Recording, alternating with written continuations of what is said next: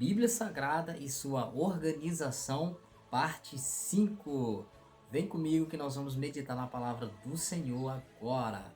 Amados do Senhor Jesus, estamos nessa série, de organização da Bíblia Sagrada e o tema de hoje vai ser livros poéticos e sabedoria. Isso mesmo, hoje nós vamos conhecer os 5 livros que compõem os livros poéticos e sabedoria da Bíblia Sagrada. Amém? Desde já quero dizer para você que nós estamos nessa série de estudos, bem simples, um estudo bem simples, para que você venha entender um pouquinho sobre a organização da Bíblia Sagrada, tá bom?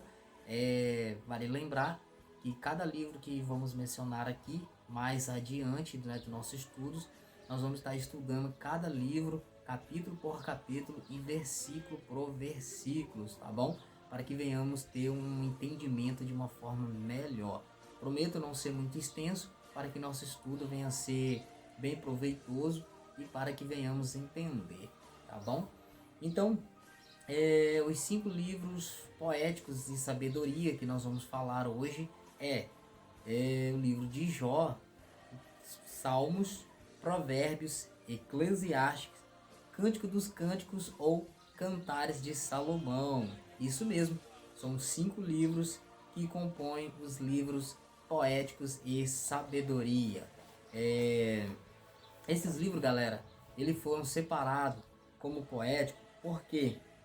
Porque eles não trazem uma história, não é livros históricos que traz uma história abrangente da forma que os outros livros eram contados, mas sim, esses livros eles foram escritos de forma bem poética e com muita sabedoria, sabedoria esta para que venha nos ensinar a andar no caminho certo. Também é uma forma bem poética, como Salmos, que é um livro de cânticos, que traz cânticos poderosos para nós, igual ali um dos seus salmistas foi o salmista Davi, que com sua harpa ele tocava e ali cantava alguns salmos para nós, a qual ele dizia: o Senhor é o meu pastor e nada me faltará. Deitar-me faz em verdes pastos, guia-me mansamente às águas tranquilas, refrigera a minha alma. Ou seja, então são cânticos maravilhosos da parte do Senhor. Amém? Falando nisso, aí você pode até mesmo perguntar, mas por que o livro de Jó ele entra nessa categoria? Por que será, se estamos falando de cânticos, se estamos falando de poesia, de livros poéticos, por que o livro de Jó então ele entra na história, sendo que narra a seguinte situação de um homem ao qual ele vivenciou momentos ruins na sua vida, momentos de percas, momentos que ele sofreu percas grandiosas, não só de percas materiais, mas sim uma perca espiritual e uma perca familiar. Eu acho que uma das piores percas que nós possamos enfrentar na vida seria a nossa saúde e também alguém da nossa família, principalmente quando se trata de filhos, Quando se trata de filho, entendemos que é algo assim bem ruim que choca a nossa vida. Porém, o livro de Jó, ele nos traz algo assim muito interessante, Ele nos traz aqui uma sabedoria imensa. Como assim? O que eu vejo então dentro do livro de Jó? O que eu posso entender acerca daquele livro? Entendemos que apesar de tudo que aconteceu na vida dele, ele nunca negou sua fé. Ele nunca negou quem ele era, que era o quê? Um servo do Senhor.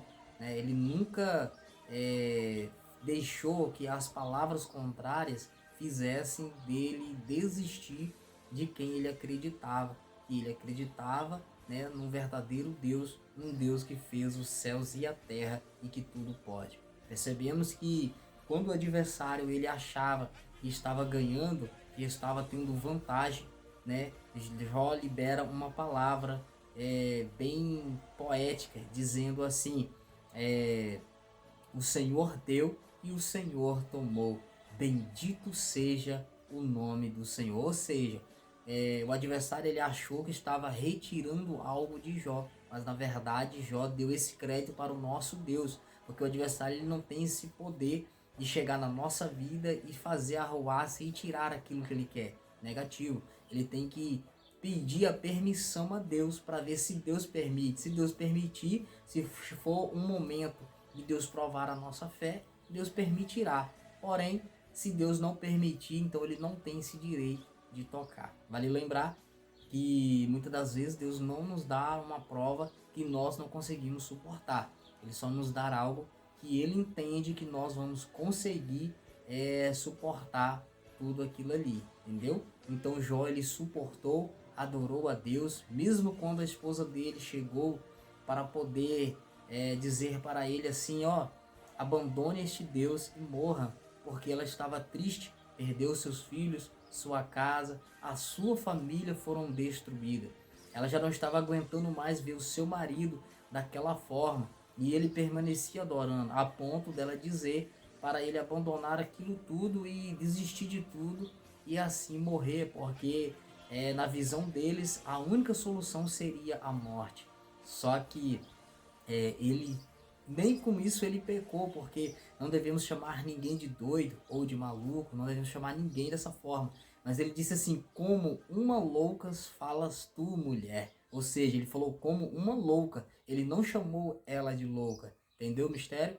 Então muitas das vezes nós temos que entender que em meio às dificuldades nós temos que pensar aquilo que nós vamos falar, aquilo que nós vamos fazer, porque em meio à situação Deus pegou Jó orando para os seus amigos, aqueles que falavam mal dele. Aqueles que falavam mal dele, ele estava ali orando por eles e jejuando por eles, para que o Senhor pudesse ter misericórdia da vida deles. Ou seja, Deus então restituiu tudo que Jó perdeu, restituiu o dobro. Então, os seus filhos aumentou, claro que os filhos não substituem o outro, mas o Senhor fez ali ele obter vitória daquilo que ele perdeu, amém? Então é só permanecer firme e fiel diante do Senhor. Também eu quero trazer aqui algumas curiosidades, ou seja, o livro de Jó foi escrito possivelmente por Moisés, ou seja, não se sabe o certo o escritor do livro de Jó, mas a forma que foi escrita, a sabedoria que foi escrita, a forma poética e sábia, né, se entende que foi o próprio Moisés que escreveu a história, né, do livro de Jó. Isso é uma curiosidade bíblica. O livro de Salmos, né, nós sabemos que ele foi escrito por diversos autores. Quando nós lemos o livro de Salmos, percebemos que ele foi escrito por vários autores. Percebemos os seus cânticos, percebemos a forma que foi escrito. Ao qual nós podemos ver o Salmo 119 mesmo, percebe que ele foi escrito por diversos autores inspirados pelo Espírito Santo de Deus, que estava ali louvando ao Senhor, e ali o Senhor ele fez essa obra maravilhosa, ao qual nós conhecemos, né, como eu já disse no começo, o salmista Davi foi um dos que mais louvou os cânticos dos salmos, né, ao qual ele olhava para o céu e dizia assim: eleva os meus olhos para os montes, de onde me virá o socorro? O meu socorro vem do Senhor que fez os céus e a terra. Viu que legal? Quando ele estava passando por lutas e dificuldades, ele elevava os seus olhos para os montes, de onde viria o seu socorro, que era do Senhor. Amém? Então, se estiver na dificuldade, eleva os teus olhos para o Senhor, porque é Ele que vai ouvir, né, o seu clamor e vai te abençoar. Amém? Existem também algumas características gerais destes livros, galerinha. Ou seja, eles não devem ser lidos em ordens cronológicas. Por quê? Porque geralmente não foram escritos corretamente. Ou seja, um dos primeiros livros a serem escritos foi o livro de Jó, né? Percebe que ele está praticamente quase no meio da Bíblia. né? Porque foi um dos primeiros livros a ser escritos. Por isso que os estudiosos da Bíblia entendem que o autor do livro de Jó foi o próprio Moisés. Aí talvez você pode perguntar, ele viveu nesta época?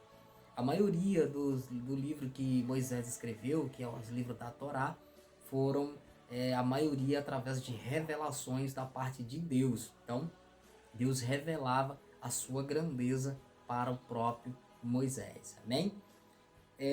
O livro de Salmos não tem capítulos, né?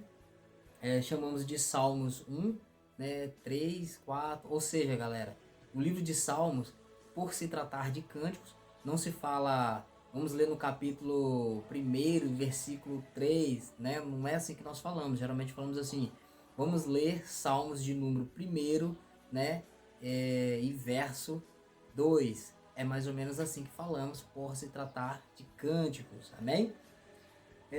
O livro de Provérbios foi um dos últimos livros, né, escrito por Salomão, né, o rei mais sábio da história.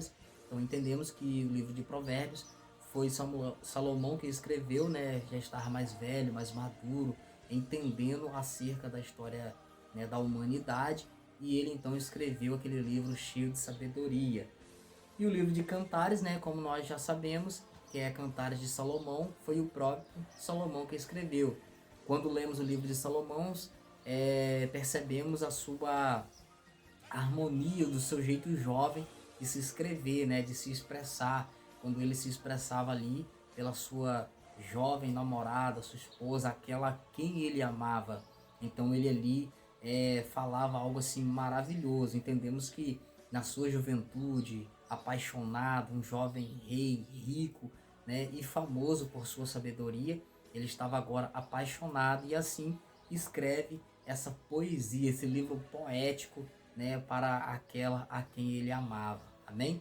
Então, os livros poéticos e os livros de sabedoria, né, entendemos que são livros que narram não histórias relacionadas como os livros históricos, mas sim uma poesia e sabedoria para que possamos herdar a vida eterna. Amém? E esse é o estudo de hoje, galerinha. Não esqueça de curtir, comentar, deixa o seu comentário aí pra gente saber o que você está entendendo, o que você está achando, tá? Se querer algumas melhorias também, deixa aí nos comentários que nós vamos estar melhorando, tá bom? Não esqueça de se inscrever, porque se você se inscrever, isso faz uma diferença muito grande pra gente e que você venha cada dia estar sendo abençoado. Não esqueça de ativar o sininho de notificações para que você venha receber as notificações dos vídeos que venhamos postar aqui, os estudos maravilhosos. Amém? E que assim o Senhor possa abençoar a tua casa, a tua família, e que todos os teus amigos no teu trabalho, na tua empresa, todos venham ser abençoados. Amém? Graça e paz a todos e que o Senhor vos abençoe.